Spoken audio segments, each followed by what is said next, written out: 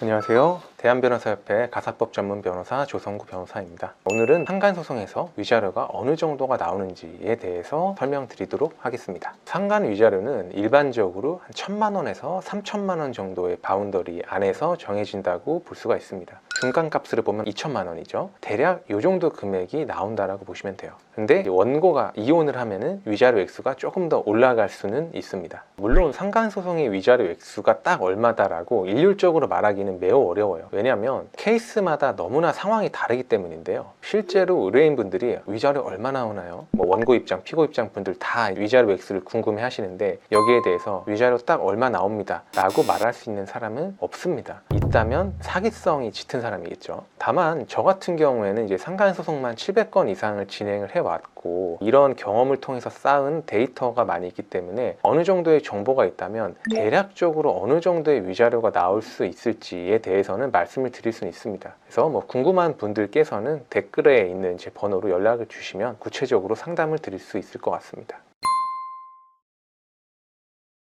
상간소송의 위자료, 말 그대로 위자료입니다. 원고의 정신적 고통을 위자하기 위한 금액이죠. 그럼 결국 원고가 어느 정도의 정신적 고통을 받았는지에 따라 위자료 액수가 결정이 됩니다. 원고가 정신적 고통을 많이 받았으면 위자료가 높은 거고 정신적 고통을 상대적으로 적게 받았으면 위자료가 낮은 거예요. 다만 판사든 변호사든 원고가 실제로 어느 정도의 정신적 고통을 받았는지는 사실 알 수는 없어요. 그렇기 때문에 객관적인 상황으로 원고의 정신적 고통이 대략 이 정도라고 추단을 하는 방식으로 생각을 하게 됩니다. 그럼 생각을 해봤을 때 어떤 경우에 위자료가 높을까? 간단하게 보면 불륜기간이 굉장히 길다, 혼인기간이 굉장히 길다, 이러면은 아무래도 위자료가 좀 높지 않겠어요? 그래서 이런 부분들로 인해서 위자료 액수가 결정이 되는 거예요. 조금 더 구체적으로 설명을 드리면 부정행위의 경위, 부정행위가 어떻게 시작됐는지에 따라 위자료가 결정된다. 예컨대 이런 거죠. 처음에 피고가 원고의 배우자가 기혼자인 걸 모르고 만났다라거나 원고의 배우자가 적극적으로 구애를 해서 피고는 싫다고 했는데 사귀게 됐거나 이제 이런 경우에는 상대적으로 좀 위자료가 낮게 나오겠고, 반대로 피고가 적극적으로 원고의 배우자를 꼬셔서 불륜까지 갔으면 위자료가 더 높게 나올 수도 있는 거잖아요. 이제 이런 거를 의미를 합니다. 그리고 부정행위의 내용, 성관계까지 갔느냐, 교제의 관계가 어느 정도로 깊었냐, 이런 거에 따라서도 위자료가 많이 결정이 되죠. 그리고 부정행위의 기간, 불륜 기간이 한두 달에 불과하냐 아니면 1년, 2년, 심지어 어떤 경우는 10년 이상 불륜이 이어진 경우도 있는데 당연히 이제 차이점이 있을 수 있죠. 그리고 부정행위 발각 이후의 정황이라는 요소도 있습니다. 불륜이 발각됐을 때 바로 관계를 정리했느냐 아니면 몰래 계속 만났느냐, 피고가 원고에게 사과를 했고 인정을 했느냐 아니면은 적반하장의 태도로 내가 뭔 잘못이냐 이렇게 얘기를 했느냐, 이거에 따라서도 위자료 액수는 얼마든지 달라질 수가 있어요. 그리고 나머지는 이제 원고 부부의 혼인 기간, 자녀 유무, 당연한 얘기지만 혼인 기간이 길고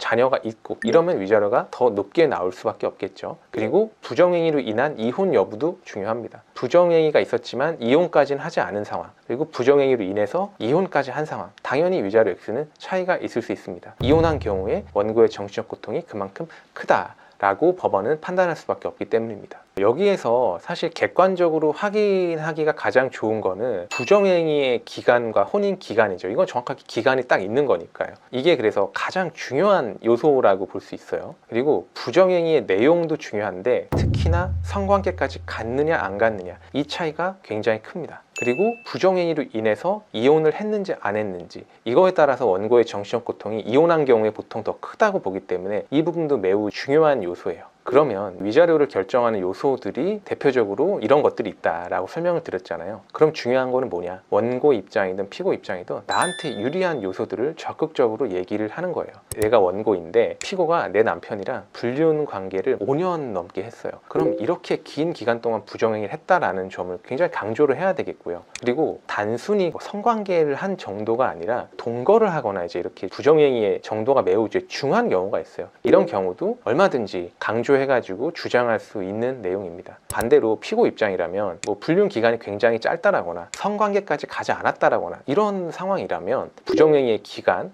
부정행위의 내용, 이런 것들을 주장을 할 수가 있는 것입니다. 원고 입장이든 피고 입장이든 자신의 상황을 정확하게 이해를 하고 여기에 맞는 주장을 하고 액션을 취해야 합니다. 근데 결국 여기에 대해서는 법률 전문가, 변호사의 도움을 받을 수밖에 없어요. 법적으로 내 상황이 어떤지 명확하게 인지하기는 어려우니까요. 그래서 변호사 선택이 중요한데 너무 단정적으로 말하는 변호사는 좀 조심해야 될 필요가 있어요. 예를 들어서 원고와 상담을 하면서 내가 많이 해봐서 아는데 이 정도면 내가 위자료 4천만 원 받아들일 수 있습니다 라고 얘기를 한다라든지, 피고와 상담을 하면서 나한테만 맡기면 위자료 500만 원으로 충분히 내가 만들어줄 수 있어요, 이런 식으로 얘기하는 이제 변호사는 굉장히 좀 문제가 있어요. 변호사가 아니라 사무장이 이런 멘트를 치는 경우도 굉장히 많이 있는데 굉장히 문제가 있는 발언이다 라고 말씀을 드릴 수 있을 것 같습니다. 왜냐하면 위자료가 얼마가 될지는 사실 한 사람의 말만 듣고 소장에 있는 내용만 보고 변호사가 바로 이게 딱 얼마다라고 판단하기는 너무 어려워요. 심지어 판사조차도 이거 위자료가 얼마가 돼야 되는 게 적정하냐라고 몇 달, 1년을 고민해서 판단을 내리는데 변호사도 아닌 사무장이 당사자 말만 듣고 어떻게 이게 위자료가 얼마가 나올지 정확하게 알 수가 있겠습니까? 그러니까 이런 변호사보다는 대략적으로 예상되는 위자료의 바운더리를 예상을 하면서 내가 위자료를 가능한 한 높게 받으려면, 위자료를 낮게 받으려면 어떠한 주장을 하는 것이 좋다라고 이제 이런 과정을 설명해주는 변호사를 선임하는 게 현명한 선택이라고 생각합니다. 오늘 이렇게 상간소송 위자료가 대략 얼마인지에 대해서 설명을 드렸습니다. 하지만 상황에 따라서 위자료 액수는 천차만별이 될 수 있다. 이 점 참고하시고 상간소송과 관련해서 변호사의 도움이 필요하신 분들은 제게 편히 연락을 주시면 되겠습니다. 지금까지 가사법 전문 조성구 변호사였습니다. 감사합니다.